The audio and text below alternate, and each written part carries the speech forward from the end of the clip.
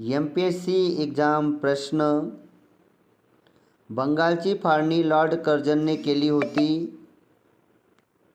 इस्रोची स्थापना 1969 मध्ये करण्यात आली. भारतरत्नचा पुरस्कार 1954 पासून दिला जातो. लोकलेखा समितीत 22 सदस्य असतात. नुकतेच रेल्वेने 174व्या वर्षात पदार्पण केले. लोणावळा थंड हवेचे ठिकाण पुणे जिल्ह्यात आहे. सालेर या शिखराची उंची 1567 मीटर आहे. नवेगाव राष्ट्रीय उद्यान गोंदिया जिल्ह्यात आहे. मित्रांनो, MPSCचे असे प्रश्न ऐकण्यासाठी लाईक करा, या चॅनलला सबस्क्राईब करा. धन्यवाद. टिपेश्वर अभयारण्य यवतमाळ जिल्ह्यात आहे. राष्ट्रीय लघु उद्योग महामंडळाची स्थापना 1955 मध्ये करण्यात आली.